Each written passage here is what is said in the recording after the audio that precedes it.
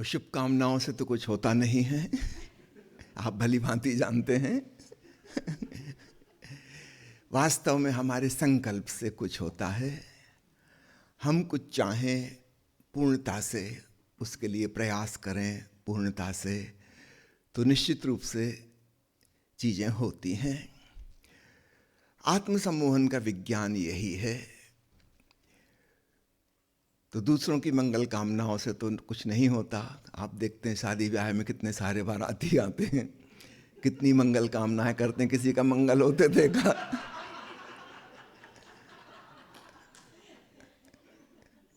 कई लोग मेरे पास आ जाते हैं कि बेटे की शादी है, कि आप शुभकामनाएं दे दीजिए, आशीर्वाद दे दीजिए। मैंने कहा और किसी चीज़ में लेना ना आशीर्वाद, इस मामले में मत लो, फिजूल हमारी बदनामी होगी, आशीर्वाद काम नहीं आएगा।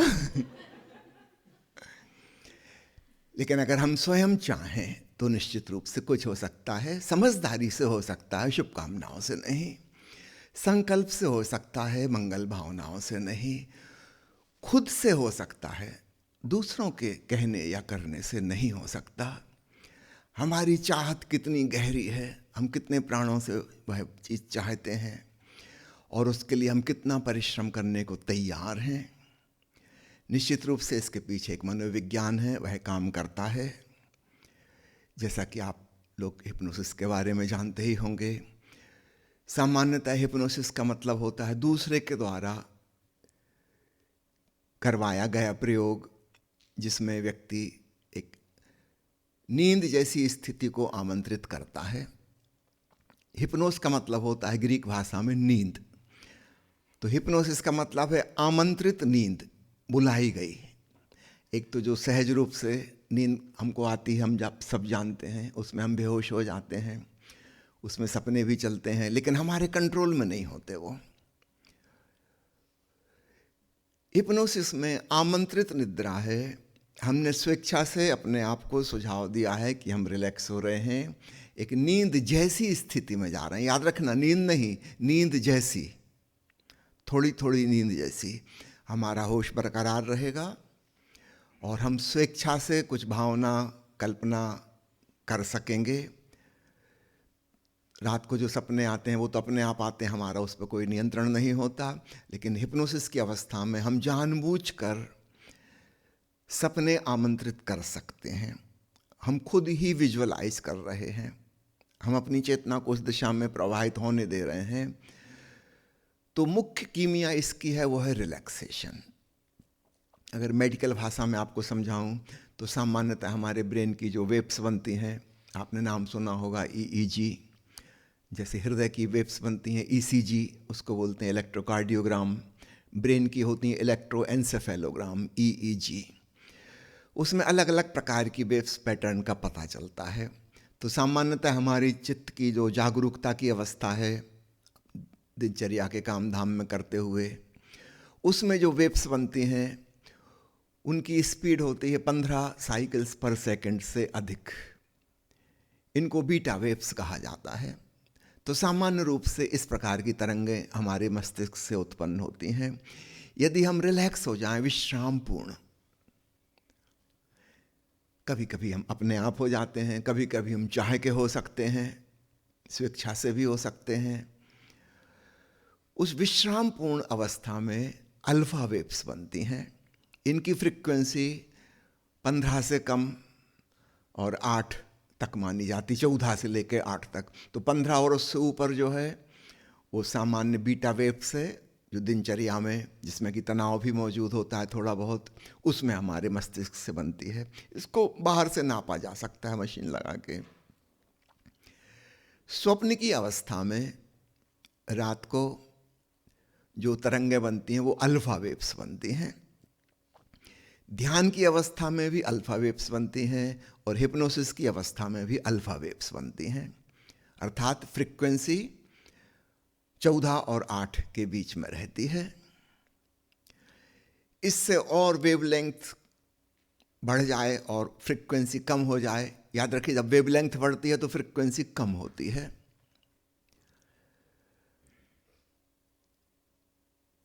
सात से लेकर 4 तक की जो तरंगें बनती हैं वो गहरी नींद में बनती हैं।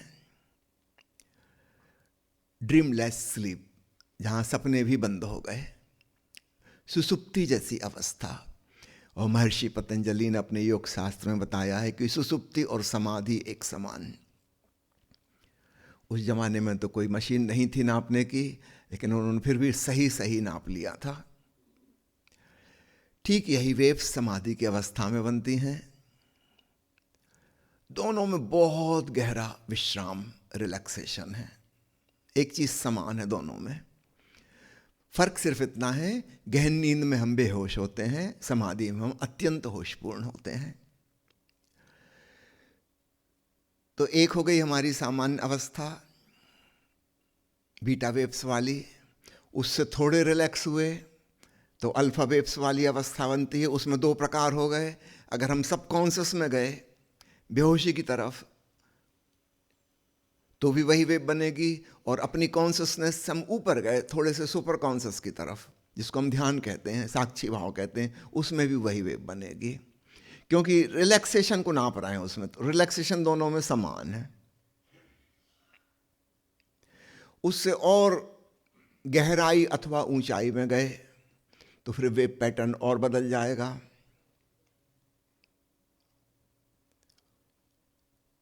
थीटा वेव्स बनती हैं, और अधिक गहराई में लगभग जो कोमा जैसी अवस्था होती है उसमें डेल्टा वेव्स बनती हैं। 4 से भी कम गिनती हो जाती है तरंगों की, फ्रीक्वेंसी की।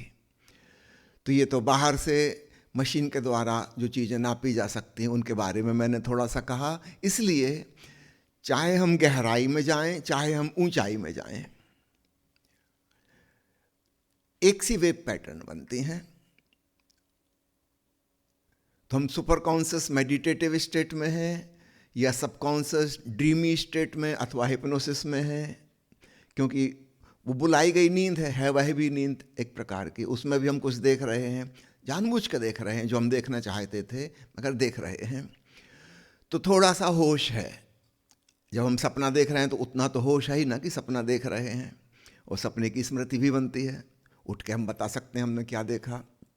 तो पूरे बेहोश नहीं थे। तो मेडिकल हिसाब से स्वप्न की अवस्था, हिप्नोसिस की अवस्था और सुपर कॉन्शियसनेस मेडिटेशन की अवस्था एक सी हैं वेव्स के हिसाब से, लेकिन हम दोनों में भेद जानते हैं। एक में हम बेहोशी की तरफ गए, एक में हम ज़्यादा होश की तरफ गए। तो मशीन जो नाप रही है वो रिलैक्सेशन को नाप रही है, कितना तनाव कम हो गया। जितना हमारा चंचल चित्त था उतना ज़्यादा तनाव था, उतनी ही तरंगों की फ्रिक्वेंसी तेज थी। जो विक्षिप्त लोग हैं, पागल लोग हैं, उनकी फ्रिक्वेंसी बहुत तेज होती है, उनका दिमाग बहुत ही चंचल, कुछ सेकंड भी एक विषय पर नहीं टिकता, बार बार यहां से वहां भागता है। फिर हम सामान्य मनुष्य हैं, सामान्य दिनचर्या करते हुए इससे गहरी स्थिति को भी हम जानते हैं। कभी कभी अचानक भी हो जाती है। सुबह सुंदर सूर्योदय हो रहा है, हम देख रहे हैं और देख के हम एकदम प्रसन्न हो गए, भाव विभोर हो गए, अर्थात उस समय हम सारी दुनिया को भूल गए। ये सूर्योदय का क्षण, पंछी की आवाज, बस यही सब कुछ हो गई, हम पूरी तरह रिलैक्स हो गए। तो अनजाने में ऐसा होता रहता, कभी कोई पसंद का संगीत हम सुन रहे हैं, हम बिल्कुल रिलैक्स हो गए उसमें। तो ये वाली चीज कोई अनजानी चीज नहीं है। नींद भी हम जानते हैं, स्वप्न भी हम जानते हैं। अब इन स्थितियों से हम कल्पना कर सकते हैं, अनुमान लगा सकते हैं हिप्नोसिस क्या होगी। उसमें डीप रिलैक्सेशन होगा, आमंत्रित चित्र होंगे, हम जो देखना चाह रहे थे जानबूझ के हमने ही पैदा किए। यहां एक बात और कह दूं, सभी प्रकार की हिप्नोसिस, चाहे हम स्वयं अपने लिए करें चाहे दूसरा हमारे लिए करे, सभी सेल्फ हिप्नोसिस हैं। मतलब आप सपोर्ट करेंगे, आप चाहेंगे तो होगा, नहीं तो नहीं होगा। तो फाइनली दूसरा व्यक्ति ज्यादा से ज्यादा सुझाव दे रहा है बाहर से, हिप्नोटिस्ट, उसके पास कोई जादुई शक्ति नहीं है। शक्ति आपके ही अवचेतन मन की काम करती है। इस बात को खूब अच्छे से समझ लीजिएगा। सम्मोहनविद के पास कोई चमत्कारी शक्ति नहीं, वो भी एक साधारण मनुष्य है जैसे हम सब हैं। हाँ, वो टेक्निक जानता है, उस टेक्निक का प्रयोग आप स्वीकार भाव से आपने अपने आप को सरेंडर किया है कि ये जो सुझाव देंगे मैं उसको फॉलो करूंगा, तो आपके ऊपर वो चीज़ काम करेगी, लेकिन आपके स्वीकार की वजह से काम कर रही है, याद रखिएगा। यदि आपके भीतर से कहीं विरोध है, मान लो आपको सम्मोहनविद पे भरोसा नहीं है, तो उसकी कही बात आप पे कोई असर नहीं करेगी। तो कुल मिला के जब आप दूसरे के द्वारा हिप्नोटाइज किए जा रहे हैं, तब भी वह सेल्फ हिप्नोसिस ही है। तो ऐसा कभी नहीं सोचिएगा कि आप किसी के गुलाम हो गए, कि परतंत्र हो गए, कि उसके वश में हो गए। एक शब्द चलता है हमारे देश में, वशीकरण। वो शब्द गलत है, वशीकरण नहीं है। हम अपने ही अवचेतन मन से हमने स्वयं स्वीकार किया है, इसलिए वैसा हो रहा है। अगर हमारे भीतर से कहीं भी रेजिस्टेंस आ गया, प्रतिरोध आ गया, तो वैसा नहीं होगा। इस बात का ख्याल रखिएगा। तो कुल मिला के सब प्रकार की हिप्नोसिस, चाहे दूसरा भी कर रहा हो, वह भी आत्मसम्मोहन है। आपकी स्वेच्छा से, आपकी मर्जी से वो होता है। अगर आपकी मर्जी उसमें नहीं है तो नहीं होगा। समझो कोई पुरुष हिप्नोटिस्ट किसी स्त्री को सम्मोहन की दशा में ले जा रहा है, वो सारे सुझाव उसके फॉलो कर रही, उसने कहा ऐसा हो रहा है, वैसा हो रहा है, वो उसको फॉलो करती जा रही है, और फिर उसने कहा कि मैं तुम्हारा चुंबन लूँगा, और वो अचानक उठ के बैठ जाएगी, सब सम्मोहन टूट जाएगा।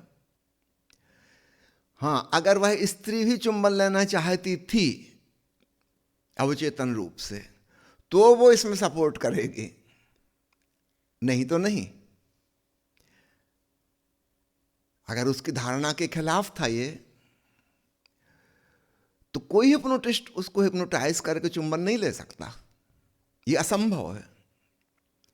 हाँ, अगर वो खुद ही चाहती है ऐसा, चाहे ऊपर ऊपर से उसके चेतन मन को ना पता हो और भीतर से वो चाहती थी, तो जरूर ऐसा हो जाएगा।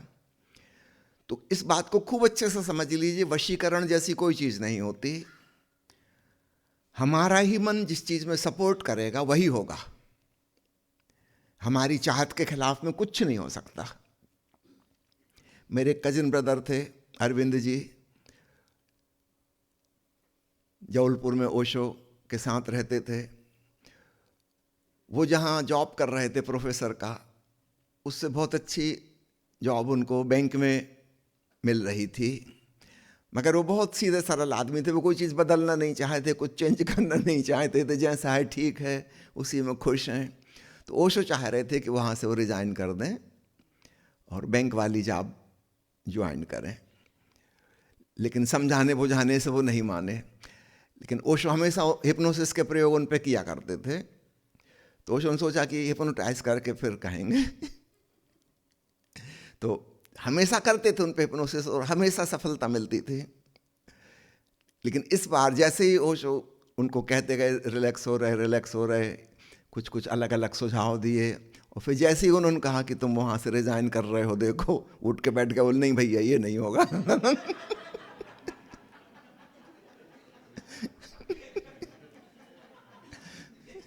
रिजाइन तो नहीं करूँगा। जो चीज़ हम भीतर से नहीं चाहते वो कोई हिप्नोटिस्ट हमसे नहीं करवा सकता। तो मैं आपका वो आइडेंटिफिकेशन तोड़ना चाहता हूँ। वशीकरण शब्द से हमारा एक तालमेल जुड़ गया, हम सम्मोहन को समझते किसी के वश में हो जाएंगे, नहीं।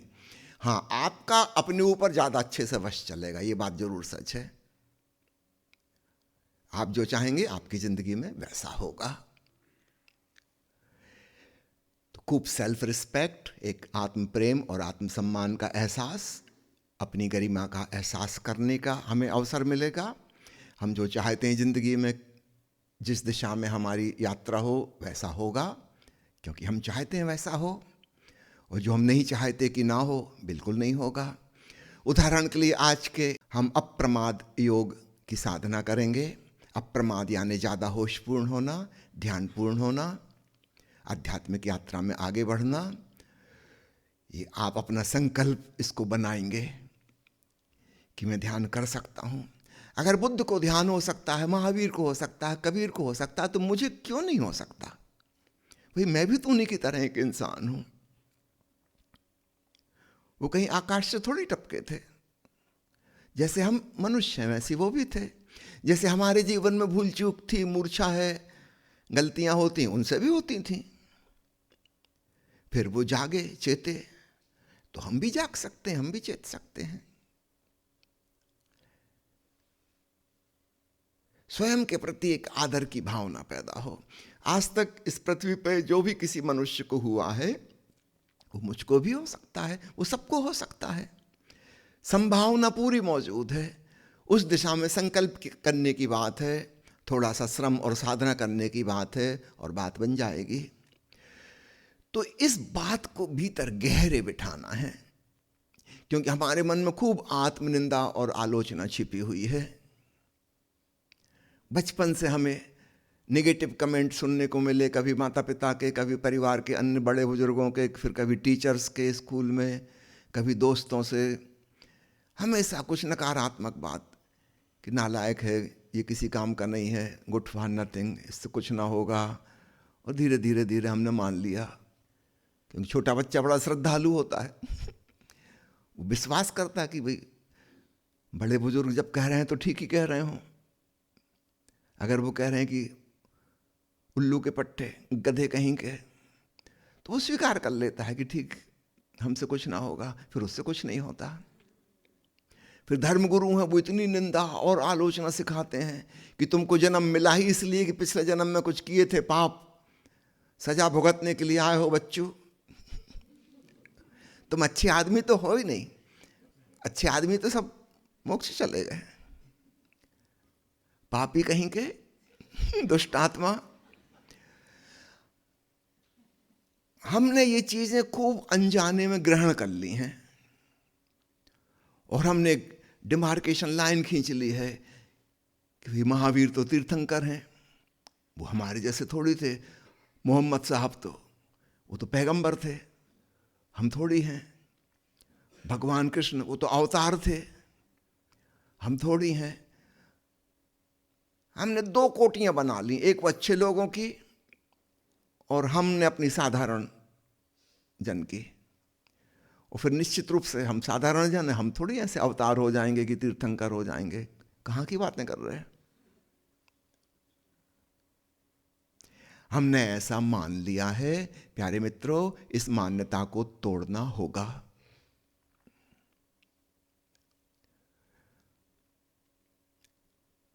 आपने अकबर के दरबार की वो कहानी सुनी होगी कि एक दिन आके उन्होंने चाक उठाई और जमीन पे एक लकीर खींच दी और कहा कि इसको बिना छुए, इसको बिना मिटाए छोटा कर दो। कोई ना कर सका, लेकिन अंत में बीरबल बड़े होशियार थे, वे उठे और उन्होंने चाक से एक और लंबी लकीर उस लकीर के नीचे खींच दी। उसको तो छुआ भी नहीं, मिटाया भी नहीं, कुछ नहीं किया, और बिना छुए वह छोटी हो गई। ऐसा ही हमारे अवचेतन मन में हम कर सकते हैं। जो बातें हमने बचपन से सुनी और हमारे भीतर धारणा बन गई, विश्वास बन गया, समझो हीनता की ग्रंथि का बन गया हमारे भीतर कि हम एक साधारण व्यक्ति हैं, हमसे कुछ नहीं हो सकता। अब उस लकीर को तो हम नहीं मिटा सकते, उसको तो बने कई साल बीत चुके, बुद्धू कहीं के। अब हम नई लकीर खींच सकते हैं, उससे बड़ी लकीर कि बुद्ध हो सकते हैं। ऊ की मात्रा ही तो मिटानी है बस, बुद्धू में से कोई खास काम तो है नहीं। हम एक नई भावना अपने भीतर भरें, है ना, कि मैं भी जागरूक हो सकता हूं, मैं ध्यानस्थ हो सकता हूं। हम पुरानी लकीर के साथ कोई छेड़खानी नहीं कर रहे, लेकिन हम उससे भी ज्यादा गहरी भावना, एक पॉजिटिव संकल्प अपने भीतर डाल रहे हैं, एक अफर्मेशन, और ये काम करेगा।